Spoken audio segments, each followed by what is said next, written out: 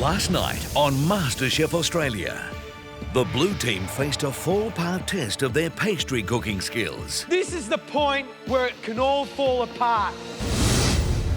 And for one, the competition ended. Cleo. I'm definitely proud that I had the courage to actually come into the competition.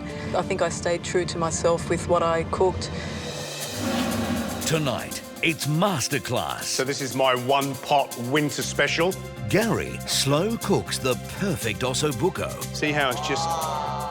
George wraps up a French seafood delight. My snapper on Papillote. An expert's guide to gourmet sausages. Made it look very easy. And for dessert, an extra special treat. The irresistible Donna Hay making a classic baked cheesecake.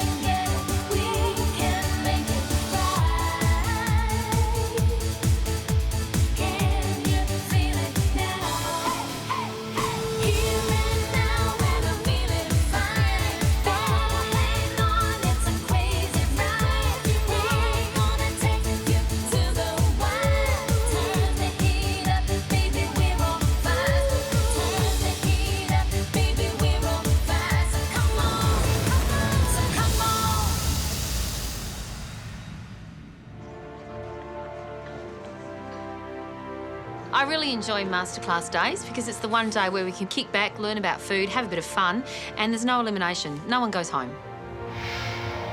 Masterclass, it's such a great environment to expand your food knowledge. One of the reasons I came on MasterChef is to grow as a cook. Every time we go to Masterclass, it's just a new opportunity to learn.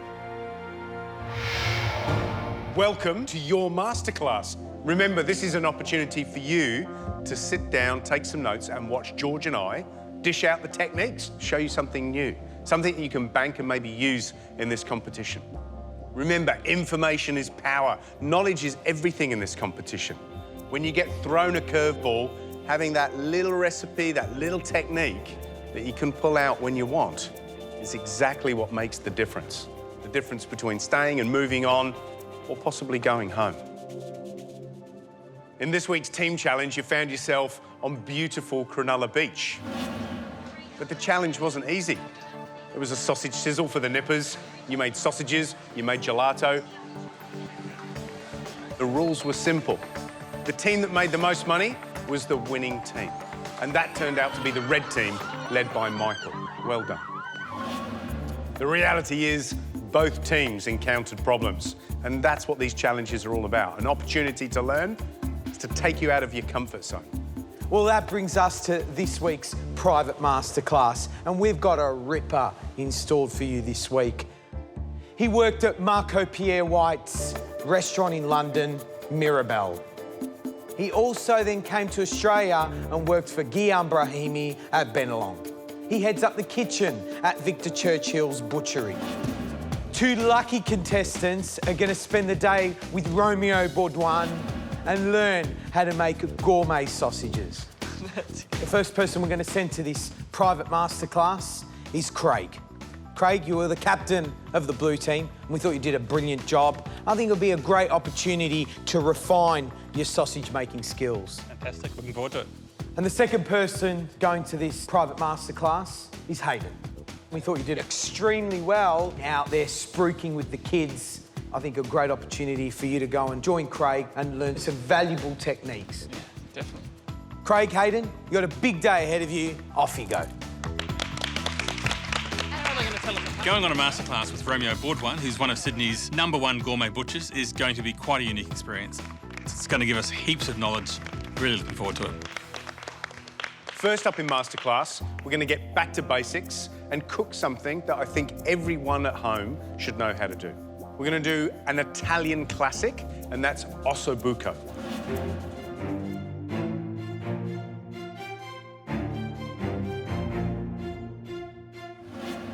Osso Buco's got to be one of my absolute favourites, and a winter favourite, and a one-pot wonder, which is all important for me as a cook at home. I love it. Easy washing up, that's what it's all about. Gary, I love Osso Buco. I think it's one of the most delicious braises, but it needs something. It needs crusty bread. So I'm going to head out, make some bread. Make or buy? We'll see. See you soon. See you soon. I forgot my coffee. Oh, dear. The crux of what I'm showing you today with the Osso Buco is slow cooking. That's what it's all about. It's a braise, it's a stew.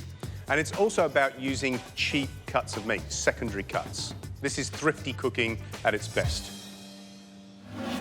Osso Buco, who knows what it means? What does it mean?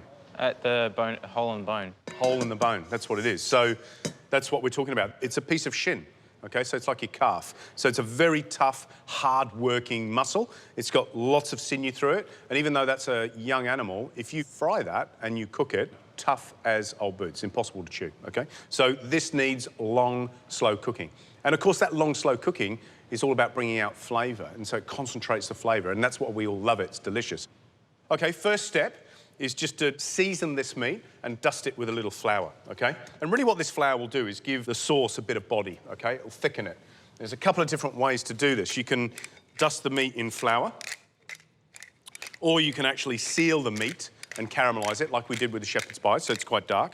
And then what's called singe, which just means singe the flour. So you seal the meat, sprinkle it with a little bit of flour in the same pot and pop it in the oven until the flour browns a little, all right?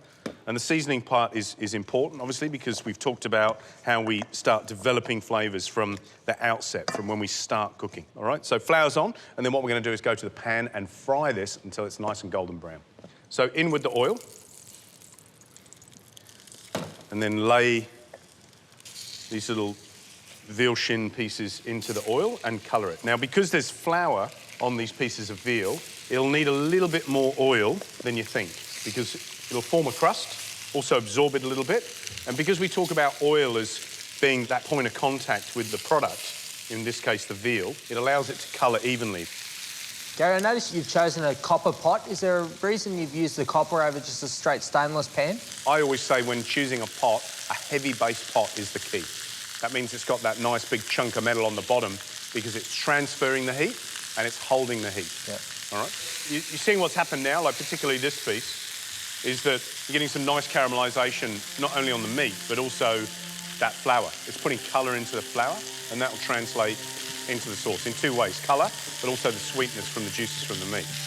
Remember, in the heat of the competition, panicking at this stage and not spending enough time caramelising is going to cost you in terms of flavour, all right? This veal is perfectly coloured now, OK? So we're going to remove this from the pan, and then we're going to pop the vegetables in and caramelise those as the next process. After the break, If I lift a piece out, see how it's just... Gary's sumptuous one-pot winter warmer proves to be a big hit. It's good. Then later, When it cooks in the bag, the mousse is going to set and stick these potatoes to the top of the fillet. George has a fabulous French dish that looks as good as it tastes. Plus, the beginner's guide to making delicious gourmet sausages. And also on the show, I want a really nice high cheesecake. dessert doyenne Donna Hay with a classic. This is the first baked cheesecake I actually like. I agree. That's delicious.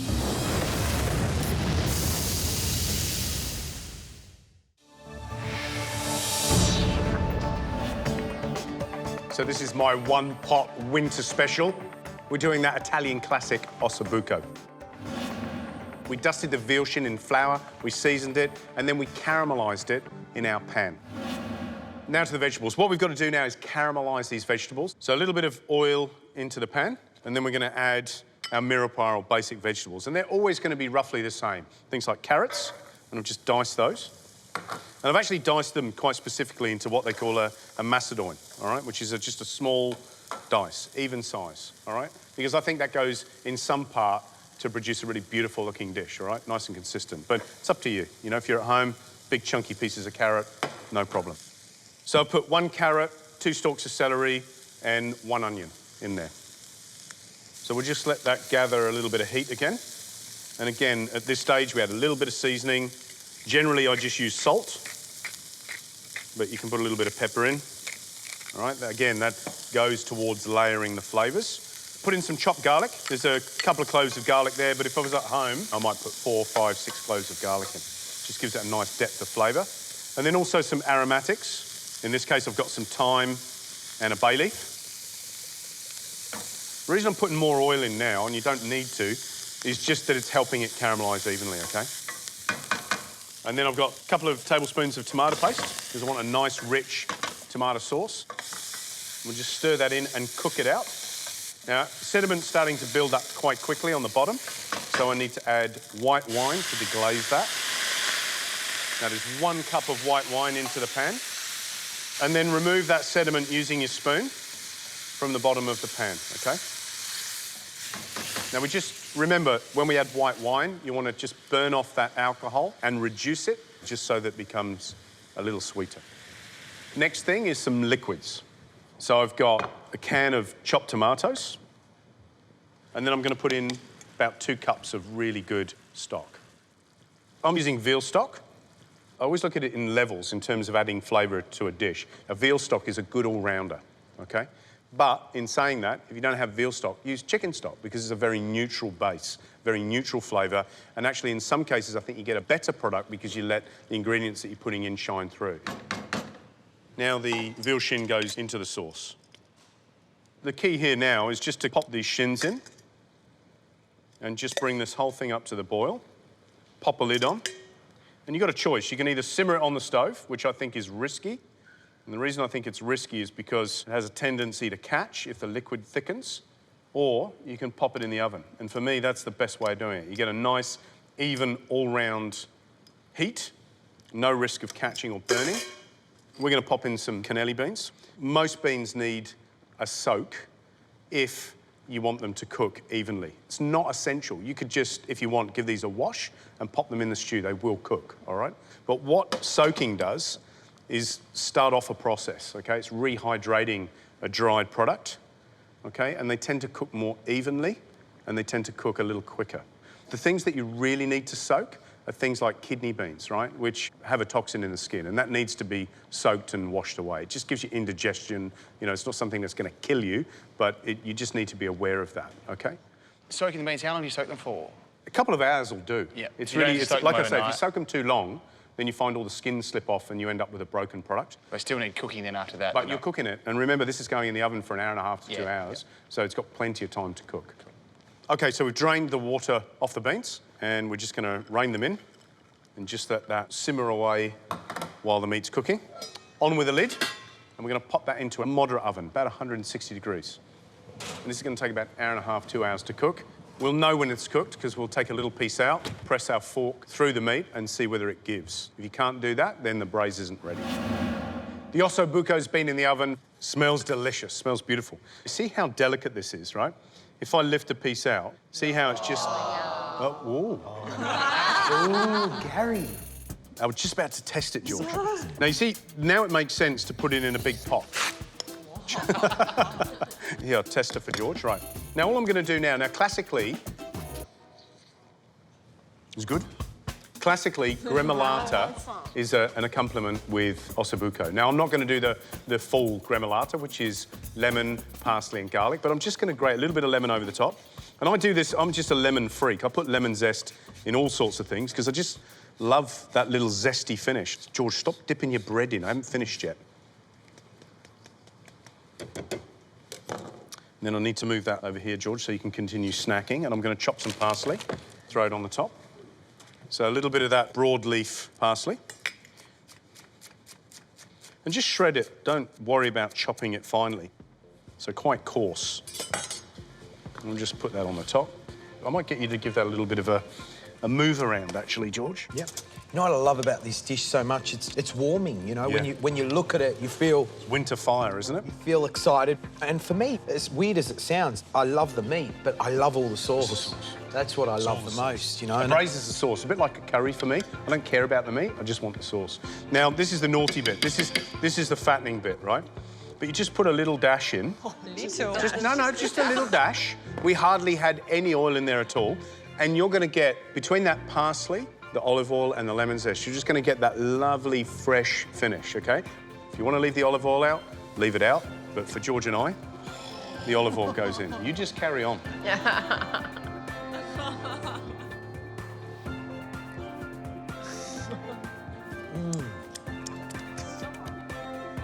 Nice.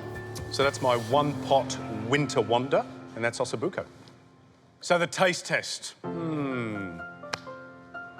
Rachel, Kumar, Peter. Oh, great.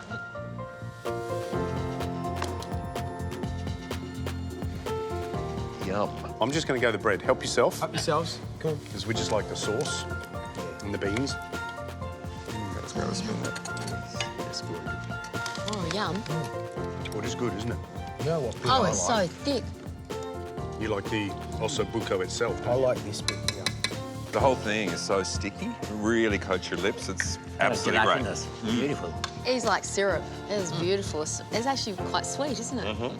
Kumar, you get that kick of lemon? You even get the bit of lemon. I was just going to say that at the end, you just get the hint of lemon coming through. Yeah, important part of the dish. And it takes something that's really, you know, like sticky and, you know, Exactly. and wintry, and Against just lightens it up. That little bit of parsley and lemon at the end does make a difference. I can Peter? go on eating this forever. Well, you know, it reminds me of winters by the fire. It's just absolutely delicious. Guys, lovely. Grab your seats. Thank you. So my top 3 tips for the perfect winter braise, the Osso Buco. First one, seasoning the meat and dusting it with flour. Remember, this adds body to the sauce. Number 2, caramelization. Absolutely crucial. You want that lovely golden brown. It's all those beautiful sugars that end up in the sauce. And number 3, that long, slow cooking. 1.5 to 2 hours is ideal. And remember, test it with a fork. If it just pushes through, then you know it's cooked. There's a real art to cooking a great stew, a great braise. And I think this Osso Buco, this one-pot wonder, exemplifies that. And everyone should know how to do a great braise. Next on Masterclass. If it smells fishy, it's not fresh. George has his easy tips for filleting fish and then shows us a classic French cooking technique. I'm going to show you a combination of my own. Snapper on Papillote. And later, I think now is the moment where we take a generous slice, don't you? Donna's seen stealing dessert. There you go, guys. That is my classic baked cheesecake.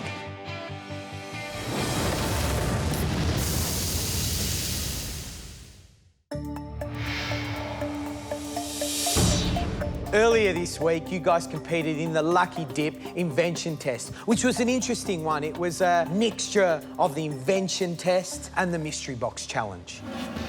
You were split into teams of 3, and then from there you had to pick a protein and a technique and incorporate the 2 together. There were some amazing successes, but a few things that didn't go to plan. Today, I'm going to show you a combination of my own. Snapper on Papillote.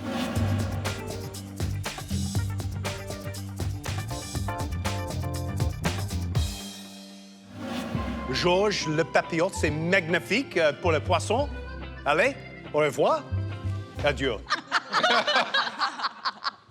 So clearly, I'm on my own with the subtitles. For this dish, we'll be looking at 3 techniques. Filleting the fish, making a mousse, and cooking in paper, which translates as en papillote. Michael, you're part of Team Snapper, so come up and give me a hand filleting this fish. Cool. Now, before we jump into the snapper, I want to talk about freshness of fish and how you identify that. Number 1, the eyes. They must be plump and juicy. If those eyes are sunken in, it means the fish is old. Number 2, the flesh of the fish. Touch that. There should be some resilience there. It should spring back at you. Underneath, inside the cavity, you should be able to put your nose in there, and if it smells fishy, it's not fresh. Fish doesn't smell fishy, okay, unless it's old. It should smell salty and sweet, like the sea. Filleting, first step. Scales. And it's important that all the scales are removed. So I take the back side of my knife and I just run it gently over the top. And look, there you go, there's one scale there. So it's really important that the scales come off the fish. Okay. The next step is to remove the fillet. So knife on an angle, and I'm following the shape of the fish. We make a nice little incision just under the gills. Then gentle, let the knife do the work. We make a little incision just on the spine there. Okay, marking where we're going to take the fillet off. Just follow the bones and gently use your knife as a blade rather than, you know, making big hacking saw marks. Just remove that off the bone and there we have it, one fillet of fish. Now, this is the next step, which is cleaning this fillet up. See, I've got these bones that are running along there. I just pop my knife underneath and just remove them, okay? And then I trim the fish up, but in its shape, all right? Now, there are a couple of bones in there. Run your finger down there. Yep. Are they like the pin bones in salmon? That's right, yeah. Now, bowl of water, tweezers, and I've just bought these needle nose pliers from a hardware shop. I dip it in a little bit of water just to lubricate it, and I find the bone with my index finger and slowly pull it out, and there you go. I pull it out of the fish without ripping out all the flesh. I just dip it back in the water, and the water takes the bone away from me. So we find the next bone.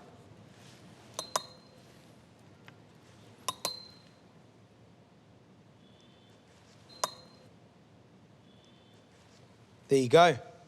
That's our fillet of snapper prepared. So we remove the other side. This side I'm actually going to use for mousse. Of course, our bones we use for stock, all right?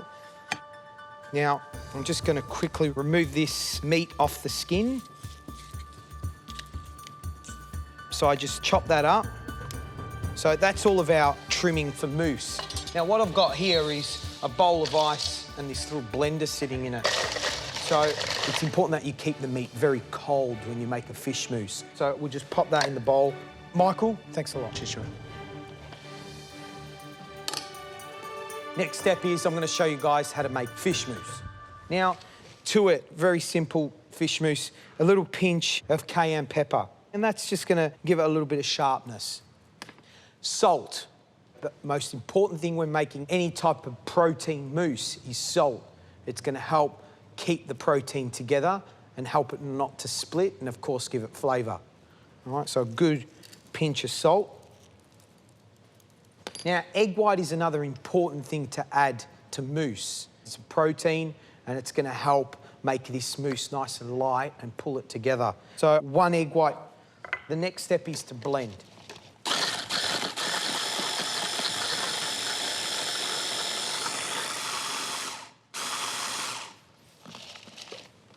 Right, we've made this fine puree of the fish mousse. And you can see it's nice and smooth. The next step is to add a tablespoon of thickened cream. Maybe another little tablespoon. And then some lemon zest. And I think lemon zest and fish, it's just a fantastic combination.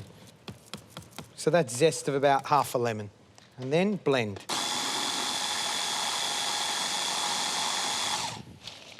It might seem quite weird what I'm going to do right now, but I'm going to taste this mousse, right, while it's raw to understand if it's got enough salt. You're not going to kill yourself. It's fresh, it's minced up, it's a little bit of egg white. There's nothing wrong, OK?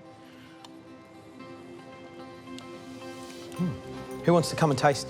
Matt, come up, mate. All right. Wow, the texture's like incredible. In terms of seasoning?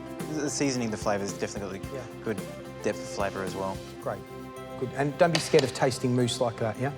OK, good stuff. Right, guys, now it's time to remove this out of the bowl here.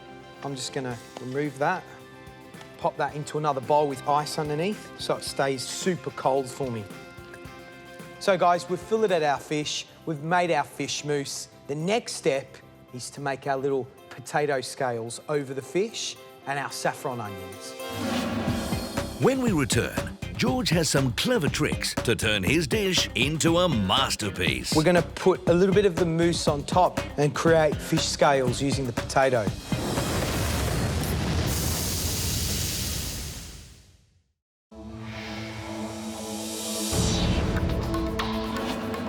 We're cooking my snapper on Papillote. Now, we've already filleted the fish, made the mousse. The next step is to make the saffron onions. Very simple. I've got these 2 white onions that we've finely sliced. Now, to that, we're going to add lots of olive oil, okay? Because basically, we want these onions to confit in olive oil. The next thing we need to add to our onions before we turn the gas on and start cooking them is saffron. It's the stamen of the crocus, and they say they pull only 3 stamen out of each flower. Now, I've actually been fortunate enough to be in Gozani where the saffron's grown and picked this with little ladies. Absolutely amazing experience. So expensive, this stuff, but amazing fragrance. And of course, it leaches out the most beautiful colour. A little pinch of that in the onions. The next thing we're going to add is star anise.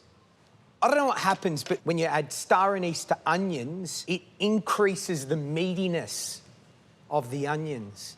It just makes them delicious. So 2 star anise, pinch of salt, and then we just turn the gas on really low, lid on it, and we leave that for about 45 minutes to cook very, very slowly.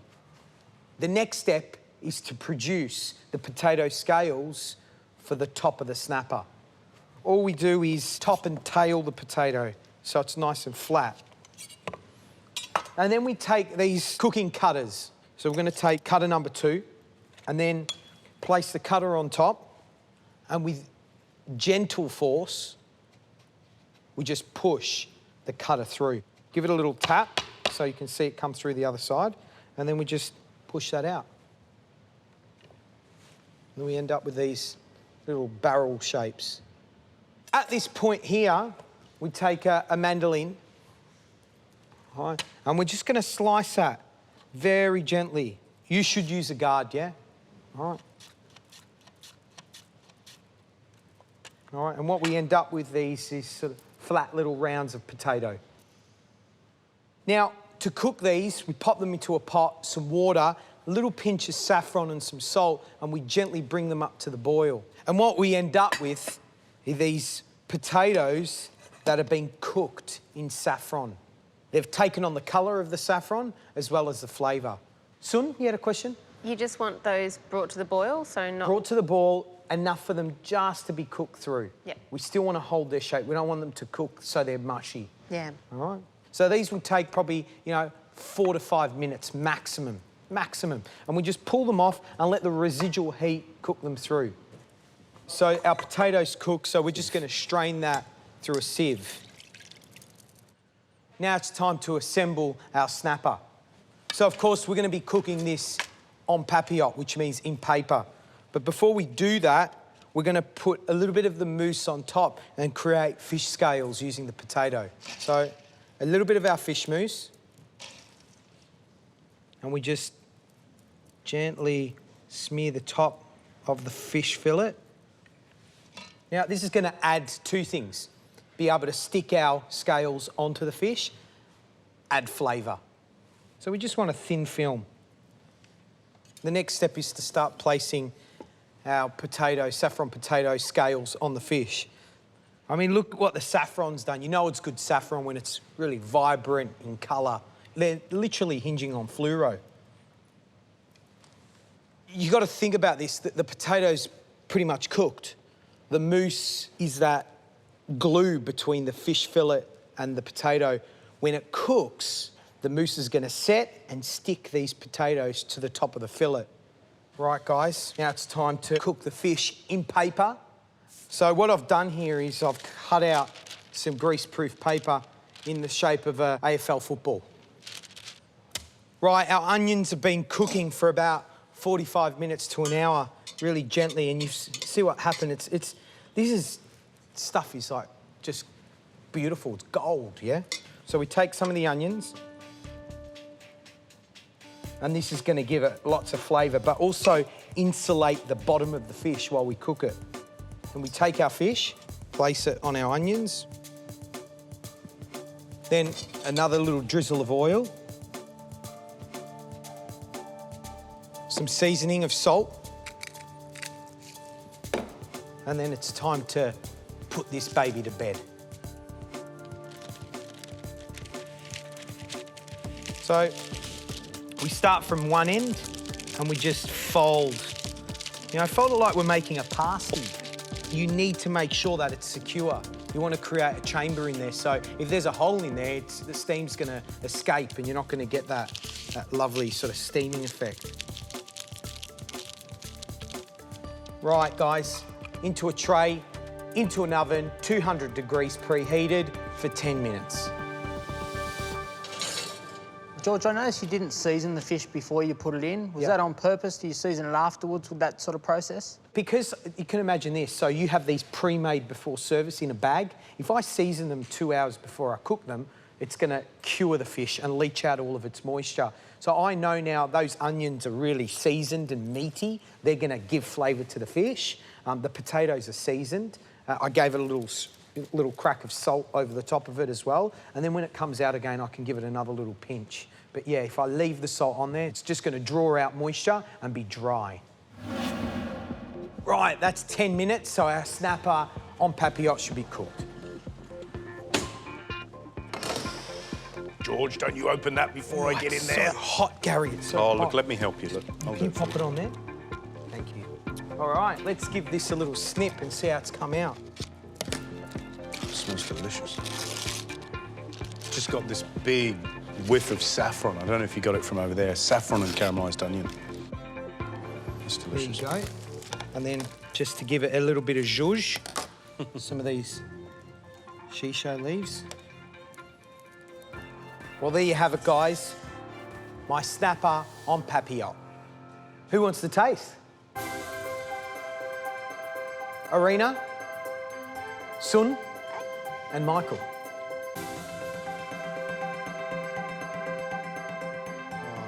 Michael, you go first. Make sure you get some onions.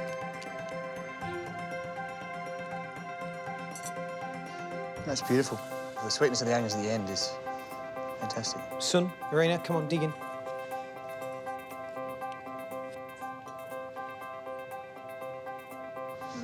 Texturally, that's like the onions are really soft and then the fish is firm, but the potatoes are this weird combination of the two, where they've still got structure. They're not mushy. And you don't really notice the crunch missing. Like, it's just all goes so well together. You know what I love about it?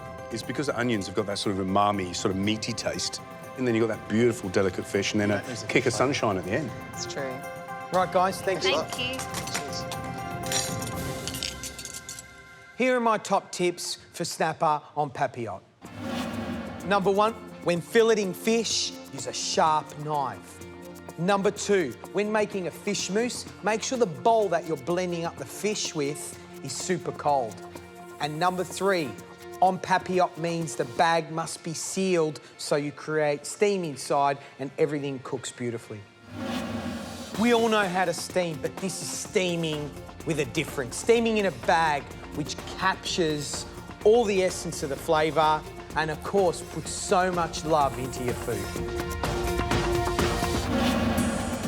Up next, You need to be quite gentle, okay, because the casing is quite fragile. Romeo Baudouin with the beginner's guide to making your own gourmet sausages. I bet ours don't look like that.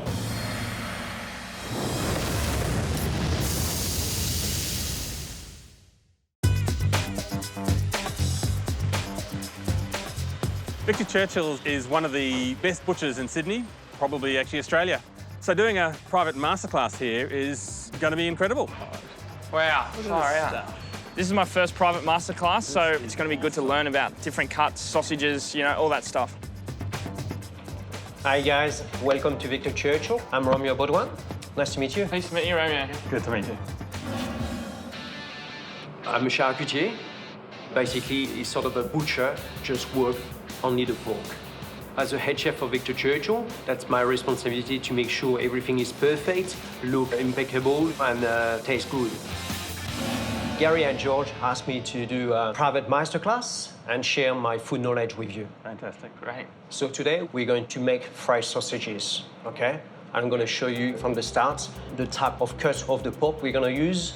So the first one we're going to make, it's a basic pork Toulouse. It's a traditional pork sausage from the southwest of France. And from that mix, we're going to make two other sausages. We're going to make a pork Italian, and finally, a pork and apple cider sausage. Oh, sounds good.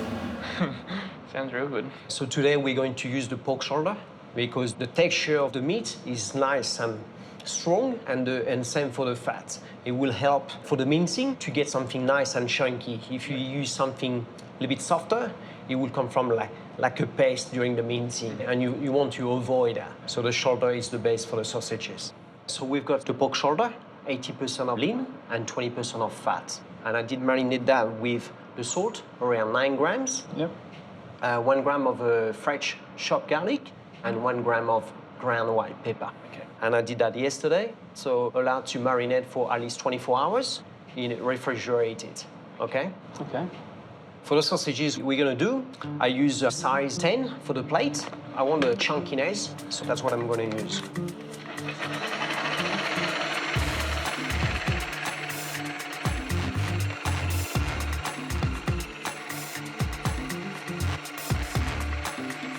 So as you can see, we've got a very nice chunk of meat from the mincing, and that's what you want. You can see the difference between the lean and the fat, like a sort of a nice marble, you know, between the two, you know. And if now you could do the same things, okay? So put your mince on the mincer and start to mince.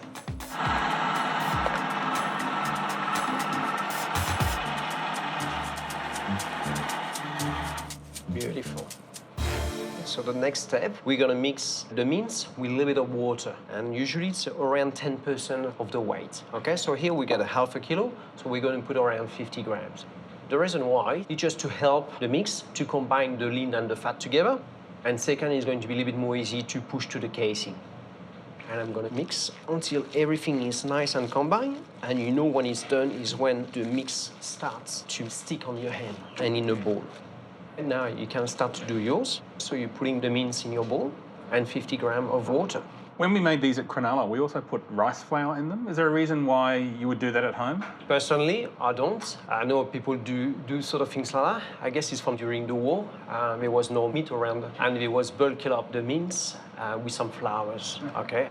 Now we're going to fill the mince to the casing. And for that pork Toulouse, we're gonna use a pork casing. If you wanted to buy those, would you buy them just from your butcher? Would they sell those? Yeah, usually most of the butcher, they use natural casing. Okay. So you should be able to find it anywhere. And if you're a vegetarian, do you actually make a vegetarian sausage, or is that not allowed? Not in that shop. Not in the shop, okay. Not in the shop. That's a pork casing. Always before to use, you need to rinse in under the warm water, okay? The reason why is first, you're going to wash all the salt, because that's the way we preserve them. And the second is to help to stretch it out. So now what we're gonna do, I'm gonna push the Toulouse in a packing bag. So you're opening your bag and you're putting your mix inside. You're pushing the mix until right to the end. Putting your bag around your thumb, okay? And you twist a little bit the bag, okay? So that's going to give you your pressure. So putting the casing until you have to do nozzle. The reason why is when you're going to give a little bit of pressure, the casing is not going to go. So that when that happens, you put it back here. So you're holding the casing with your fingers, and with your hand, you start to push, okay? And that hand as well, at the same time, going to help the flow of the mincing. You need to be a little bit patient, okay? Okay, so you can do like that as well. You need to push it down. And you need to be quite gentle, okay? Because the casing is quite fragile. That's sort of the length you're going to have with around half a kilo. So what you're looking for is looking for a good pressure to your casing. You end tight one side, and there I'm going to make around 2 thick sausages there. Okay, so what you do, you pinch the middle, of the casing, and with the other hand, you're gonna twist it, okay? And after, you just tie it. Simple. Piece of cake. Made it look very easy. I bet ours don't look like that. And now it's going to be your turn, guys, okay? So the first thing you're gonna do is you're gonna put the mincing in your piping bag, okay? There we go. It's not easy, as you can see, you know? It's, yeah. You know, you have to be very patient. Oh, no. That's happened sometimes. It's not a problem, can be fixed. That's great, beautiful. So guys, congratulations. You make your first pork Toulouse sausages. Thank you. That's a good effort. And they look great.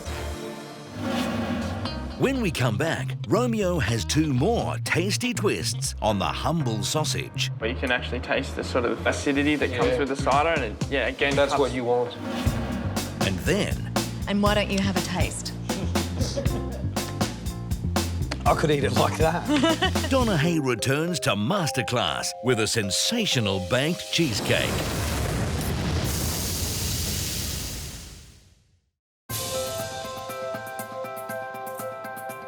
Today we're learning to make our gourmet sausages.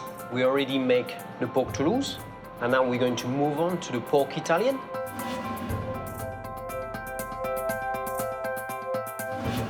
We're going to use the pork Toulouse as a base, and we're going to add 3 spices. We've got some whole fennel, some coarse pepper, and some ground oregano. So that's the spices to make a good Italian. To do that, I'm going to roast the fennel seed, you know, to extract the flavors, and after we're going to mortar and pestle. So what you're looking for when you're roasting any seed, you know, is a little bit of smell, you know what I mean? Like that nice smell of the phenols coming to your nose. Okay, so now you can stop it, and that's where we're gonna mortar and pestle. I'm gonna crush them until I get something like more powdery. Make sure there's not much seed left. Okay, it's almost done. So next, our pepper and some oregano as well. And I'm just going to give a little bit of mix, okay? So that's done. Now I'm going to add these 3 spices to the base of the Toulouse. But for 500 grams, I'm going to add around the value of 8 grams of that mix. And same thing, we give it a good mix. Okay, and that's going to be your turn to doing. So you take a value of around 8 grams. Smells amazing. That smells good. So there's actually 2 sorts of pepper in here now. There's the white pepper in the first lot, and then the black pepper. That's right. Pepper. The coarse one is more like for the texture. Yeah. The ground one is more like for the flavor, really. Okay, so we've got our pork Toulouse mix ready. So we're going to do the same things on the pork Toulouse, same time than me. Second time you're doing it now, so you've got a better idea than the first time. Okay, so make sure that the casing is nicely put to the nozzle. Remember, you need to push through the meat as you go. If we were to sort of make these at home, like you've got the sausages hanging here, would we hang the sausages before we cook them to dry them a little bit? Yeah. The first reason is you want to achieve is to concentrate the flavor of the sausages. And the second thing is when you're going to cook them, that's going to help to have that crispiness and that color to the casing. How long does it need to dry for? At least 1 day, 24 hours. Yeah. This is the hard part. Oh. Yeah. Here we go. Make a couple of little ones again. Well done, guys. You know, that's our second sausages, the pork Italian. They look great. And now, the last sausages. It's a beautiful pork and apple cider one, okay?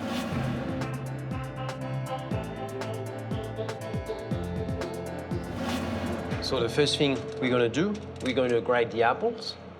But the reason why I use green is like a little bit more acidic than the other type. So I've got around like 50 grams of grated apple. I'm gonna put that with the base of the pork Toulouse. And the other ingredient is the apple cider. So I'm gonna add 50 grams. I'm gonna mix everything together. So now I think you can start to do the same things. You're adding your apples, your cider. So we're gonna do the same things again in your bags. Let's go for the last one. The third one should be almost perfect. Pushing the mix until the end of the nozzle. Should be a little bit more easy with that mix because a little bit touch more soft.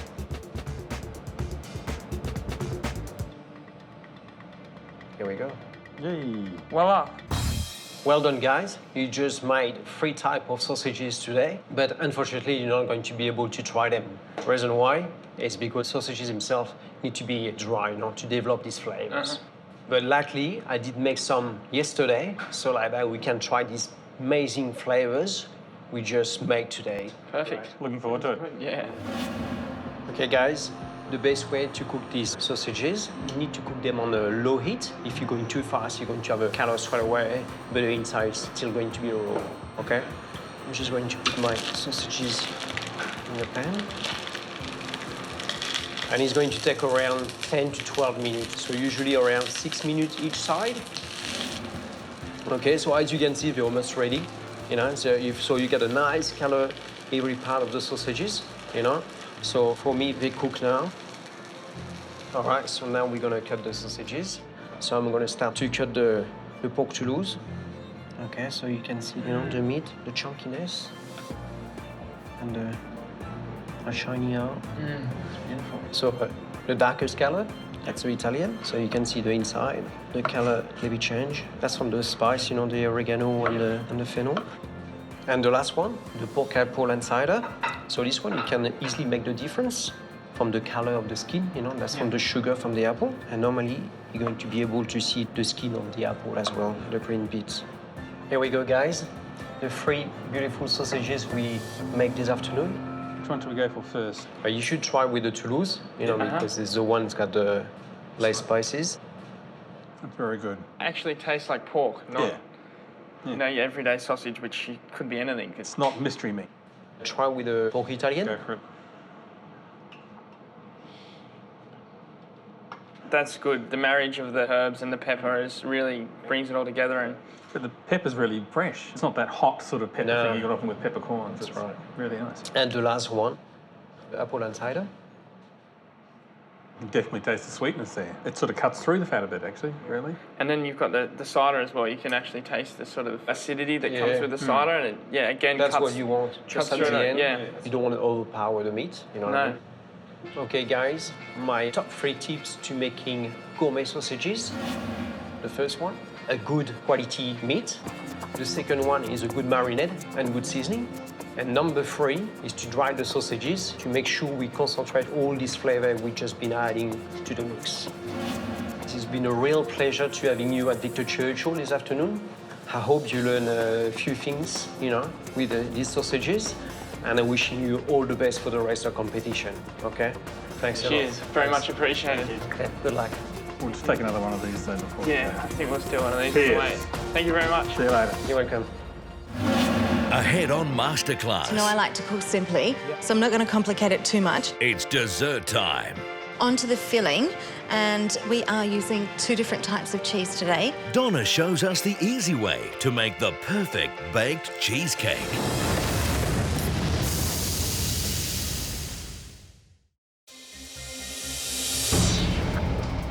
Each week on Masterclass, we like to end it with a tasty dessert. And can I tell you, we've got a treat for you.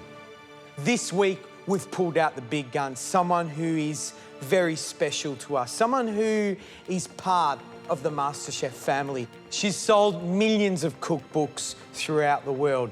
She's the beautiful, the gorgeous, the intelligent Donna Hay.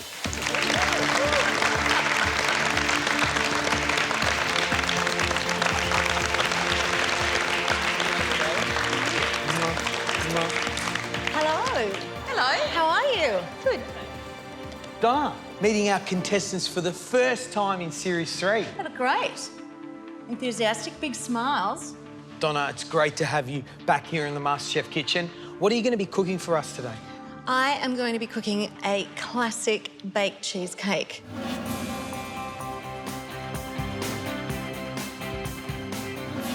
Donna, I've eaten a lot of baked cheesecakes. Can I tell you, 99% of them that I've eaten have been really bad. So you're going to change that today? Well, there's a couple of things about the cheesecake. It kind of seems easy because it's all in the food processor, but I think there's a couple of danger points. It's really easy to overcook a cheesecake, get terrible cracks in it, so presentation can be a little bit tricky. But I've got a lot of tips to show you that is going to get you smooth sailing through this Fantastic. recipe. What's the first step?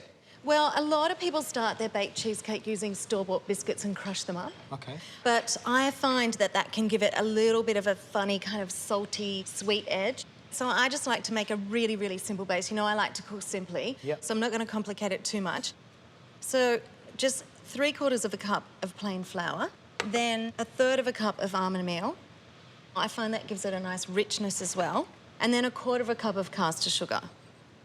And to make this really simple, I've just chopped up 90 grams of butter and I'm simply going to rub that through with my fingertips just to make a really easy base. Do you want me to do that for you? You know what? That would be lovely, Georgie. I love the rubbing thing. So what you want to do there is just to rub the butter through but not to melt it. Yep. So if you have really warm hands, lots of cooks have warm hands, don't they, Georgie? And Look, some have cool I've got hands. cool hands but a really warm heart. Of course you do, darling. I have warm hands. But if you have warm hands and you want to work with pastry or butter like this, what you need to do is actually put them in a bowl of ice water to start with, just to chill them down. Can I tell you about the tin? Tell us about the tin. Because you know you always like to have a little quip at me about my styling. You have to measure the tin. 20 centimetres we're looking for. Now, the way that these tins come is that there's a little lip on them, okay? And that's usually where you clip it in to the tin. Now, as ever being the stylist, trying to cut an even piece and getting under this lip to get it out, seriously cruel. Turn it over and have it the flat way. So have it upside down? Yeah, it still clips in. Yeah. Now, my other thing is that so you can get it off the base, just get a piece of non-stick baking paper, just push it up and clip it. Now, Oh, wow. if it's not in the right position, you just push it down and click it in. That is a brilliant tip, that. I love that. See, now we're going to get a really lovely, flush, even slice out of our cheesecake. Very glam. That is glam. Okay, so our tin's all prepared. How are you going? Yeah, good. Is that good? Are you happy with that? Fabulous. Great. Should look like rough breadcrumbs. So in with the mixture now. To get it nice and flat and smooth, just a dessert spoon. Just give it a rough press down. Now, good thing about using a spoon, Georgie, is that when you rub it over, you can feel like the little speed bumps in it. Yeah. So that way, it's just really easy just to keep working it and getting it flat because you can actually feel it under the spoon. That is fantastic. Okay, so we've lined it. It's ready to rock and roll. What do we do next? 150 degrees, preheated oven, Celsius, 15 minutes. That's going to be enough. Nice, light golden colour. Done. Are you on that? Yep. Now that we've got our base in the oven, onto the filling, and we are using 2 different types of cheese today. Fresh ricotta. Okay. So when you say fresh ricotta, what do you mean by that? I mean nice, soft, squidgy, fresh ricotta, not the dry stuff. And this one, as you know, has a really lovely grainy texture as well. You don't want that soft, kind of smooth, chalky ricotta. This is the good stuff. So, 500 grams of ricotta. Yep. That is beautiful ricotta. It is gorgeous, isn't it?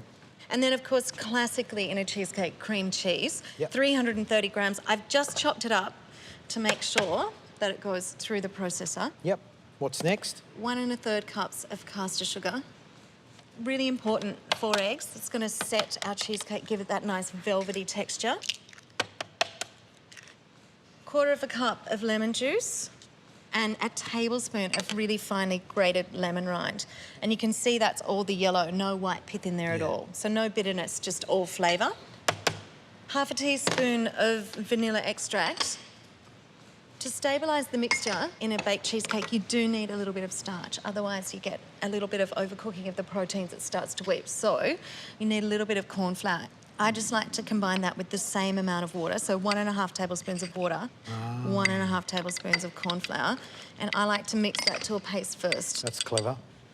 And that's our last ingredient in. Fantastic. All in. All in. Press the button.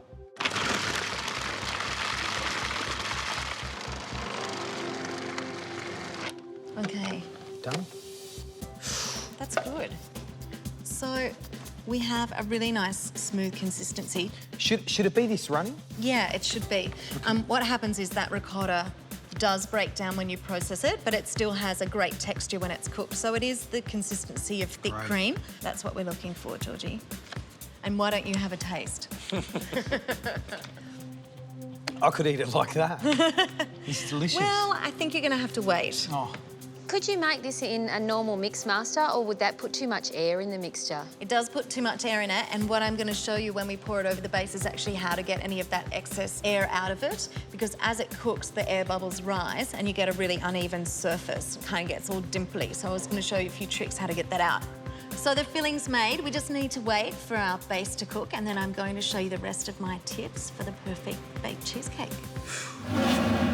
Still to come, And that residual heat in the oven cooks the cheesecake perfectly through. Donna's expert tips and tricks for baking the perfect cheesecake. Oh.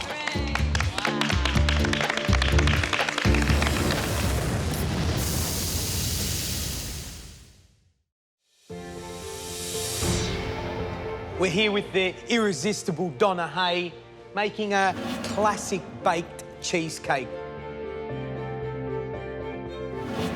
The base is cooking in the oven. I think that's ready. You've made the mixture. We So have should ready I... to go with the filling. Please, Should would I you get pull the it base out? for me? Absolutely. Love to.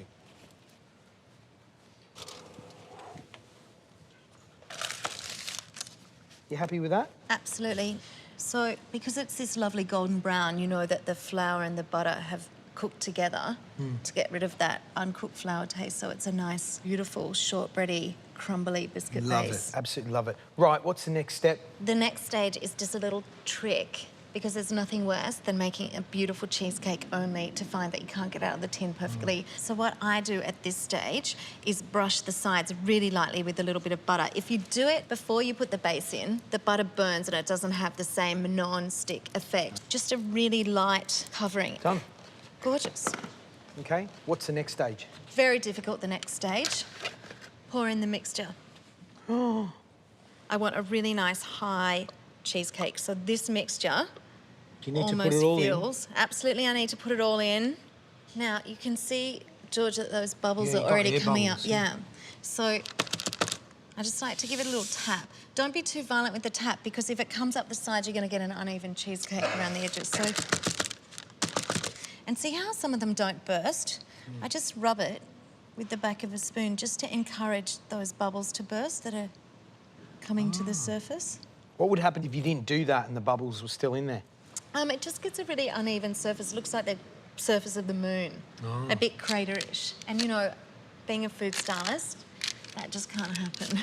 Okay, 150 degrees, same temperature that we cooked the base at, for an hour. 1 hour. It's not going to look perfectly cooked at the 1 hour mark.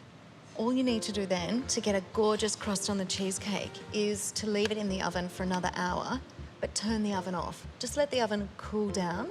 And that residual heat in the oven cooks the cheesecake perfectly through, and it gives it a really light golden crust. I'm gonna get the oven door so you can slide that in for me.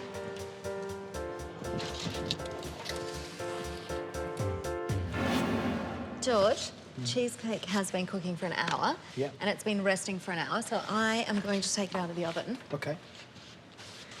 That looks beautiful. So you had it on for 150 degrees, cooking gently, and then you turned it off, residual heat for 1 hour, cooked it through. And you can see what that's done. That's ready to eat. No, it's not, funnily enough. What do you mean? It's got to go in the fridge. But you can see we've got this beautiful browning of the cheesecake. Just enough, and set in the middle. It's got to go in the fridge. Yeah, I'm afraid so. Sorry. You know, This is me. great cheesecake you have to wait for, George, at least a couple of hours in the fridge to chill down. Wow. Hours. Wow. Hours. It's going to be a 5-hour cheesecake challenge. Yeah? Yes, well, luckily enough, I made you one beforehand, because I know Donna. that you have the patience of... Yes, you know I haven't got patience. Right. Take it out of the ring. Yeah. Wow. Yum. Absolutely delicious. Oh.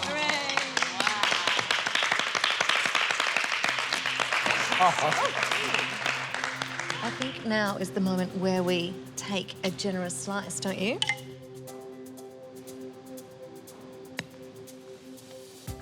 Oh. Glistening.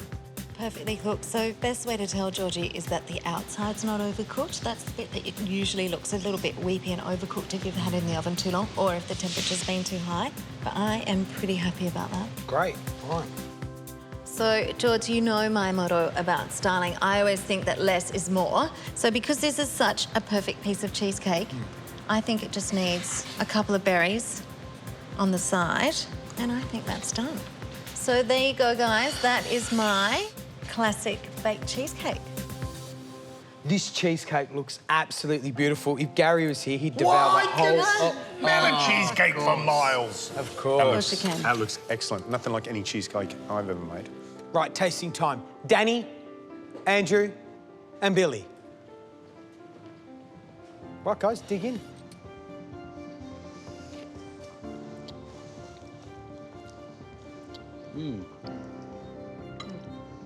This is the first baked cheesecake I actually like. I agree. That's delicious. I just love the texture. Normally, with baked cheesecakes, it's a grainy, lumpy, almost texture. Dry. Yeah, dry. Tell us what you think, Billy. I'm very interested in the base, actually. The base is really short, really creamy and buttery. Yeah. Danny? It's incredibly smooth and it's just a slight zinginess of the lemon. It's really lovely. And the base, it really complements the flavours of the creamy cheese. It's great. Brilliant. Thank A you, recipe Donna. to bank. Definitely. Fantastic, guys. Go back. Thank you. So my top 3 tips for the perfect classic baked cheesecake are, number 1, make sure you prepare your tin properly. Flip the base over, baking paper, and don't forget that important step of buttering it after you've cooked the base, so the cheesecake filling comes out perfectly from the sides of the tin. Number 2, remove the air bubbles from the surface of the filling before you cook it. And number 3, cook it at 150 degrees Celsius for an hour, and the all-important, an hour resting time in the oven as well. Donna Hay, a certain excitement happens when you enter the MasterChef kitchen, and you've excited us today with an absolutely beautiful baked cheesecake. It's so good to see you. Thank you. Thank you so much. Darling. And he even nibbled a bit off the end You of the did. cake. I can't believe you did that. I'd never do that, No, George. you wouldn't wind me up like that, would you, guys? See you later, my darling. Guys, good luck in the competition. Hope to see you soon. See you later. Thanks, darling. Mwah. See ya. Bye. See you soon. Bye, Donna.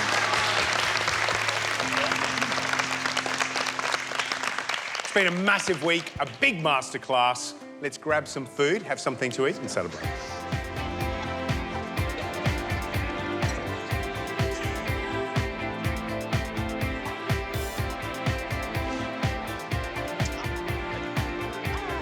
Red going that way? White, ladies? Red? I'll go red. Take some whites this way. Good. Beautiful. This is awesome. Fantastic stuff.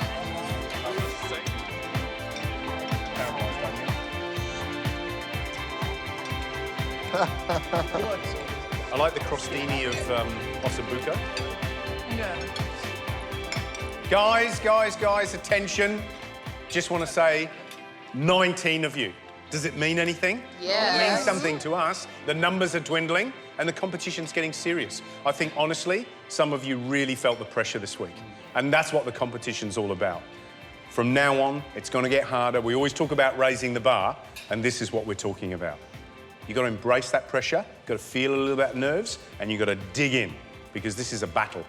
And if you look at each other now, one of you is going to be Australia's next MasterChef. Is it sinking in? Guys, I just want to tell you that you have no idea what's coming this week. It's massive, we know the secrets, and we can't wait. Cheers, everyone. Cheers, guys. Cheers. To a big week. Sunday night on MasterChef Australia. A Western Australian adventure begins. And it kicks off with our biggest challenge ever. Catering on a massive scale. 450 miners, 24 hours. And they all need to be fed. They've never faced anything like this before. You are about to get hit with another wave of miners. What next wave? Surely we've fed at least 600 of them already. And it just keeps getting worse. It's frozen. Would you eat that? No. Like something you'd feed a giraffe in a zoo. Who's ready to serve? I can't find anything. This has taken too long. I have to go and see Danny. I have to wake Danny up.